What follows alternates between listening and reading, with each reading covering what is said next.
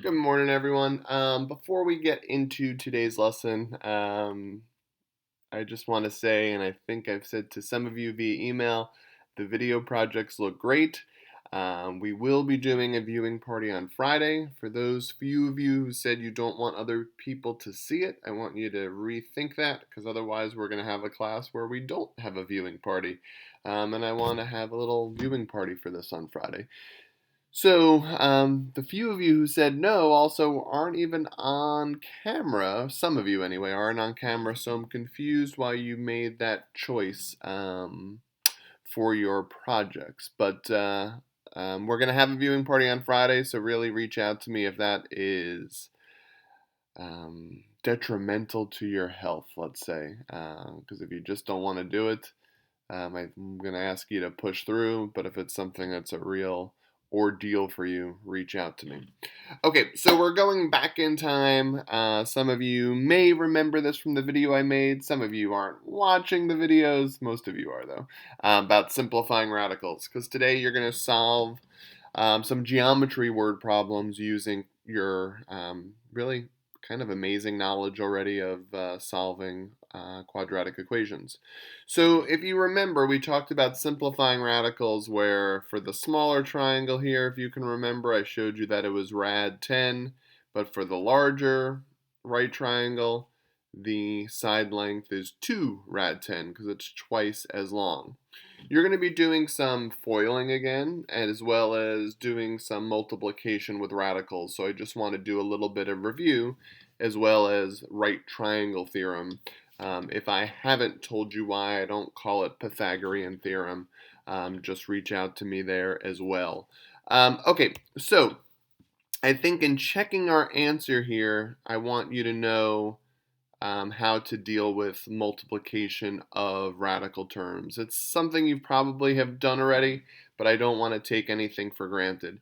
If we check to make sure our answer is correct, 2 squared plus 6 squared equals 2 rad 10 squared, I want to make sure you know on the right hand side 2 rad 10 squared is 2 rad 10, or 2 times the square root of 10 times 2 times the square root of 10. And we can always reorder because multiplication is, come on, it's a C, commutative. You can rearrange the order. So 2 times 2 is 4. Rad 10 times rad 10 is just 10. By definition, that's what a square root is. And so it does check out. So why am I telling you this? Well, one, I want you to know that some of what you're going to be doing today is some Pythagorean theorem problems. I'm giving you two options, so that's why I'm saying some of you. Some are going to do kind of a more straightforward, maybe if you want to call it that, worksheet on application of quadratic equations using Pythagorean theorem, just like this number one example. Others of you might choose the joke sheet. What I want to make sure you do in setting this up is just look at this top line. If you're solving for x, you're saying a squared plus b squared equals c squared. A and b are interchangeable, right? Short leg and long leg. For this, I'm saying x squared plus 4 rad 3 squared equals, and I want to make sure you get in the habit of doing this. Some of this is going to be like x plus 7, and you're going to have to do x plus 7 quantity squared, which no one is going to put x squared plus 49 for the quantity of x plus 7 squared. You have to FOIL. Don't make me get mad. Don't say x plus 7 squared is x squared plus 49.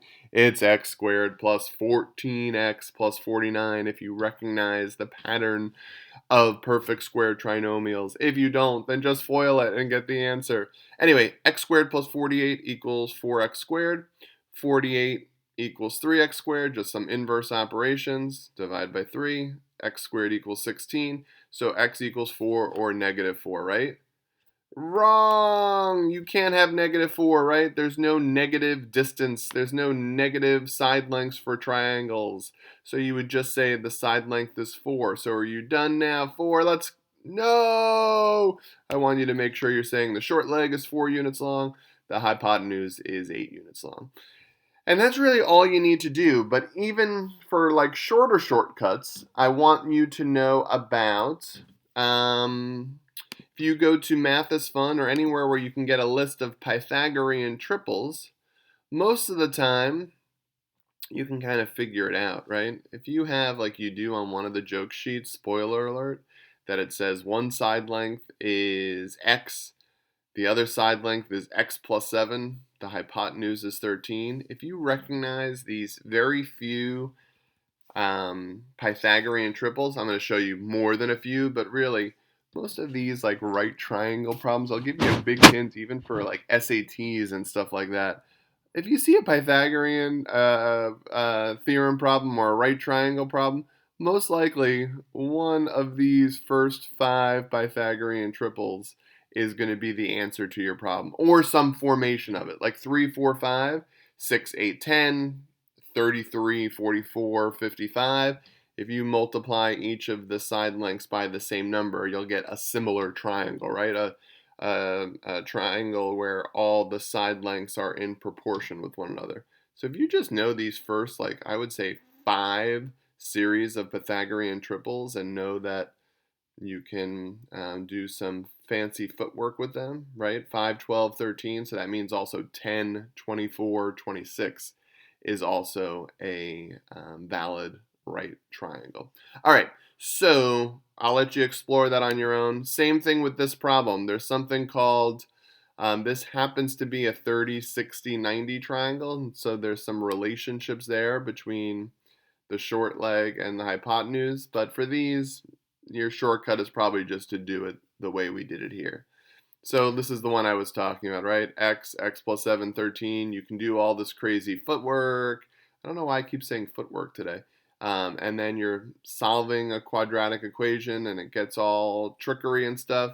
But if you recognize that as a Pythagorean triple of 5, 12, and 13, and it works for x and x plus 7, I'm fine. Like, I don't want you to do extra work for the sake of doing extra work.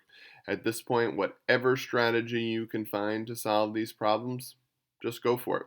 All right, I look forward to seeing you tomorrow and Friday. I really look forward to because I want to have the viewing party and I'm inviting other people. So, again, reach out to me if you really think it's going to be some like psychological trauma for people to see your amazing videos. I can't stop watching them. Anyway, I will see you soon. I don't want to belittle it if you do have a problem with other people seeing these videos, so just reach out to me. I'm pretty reasonable, I think. All right, take care.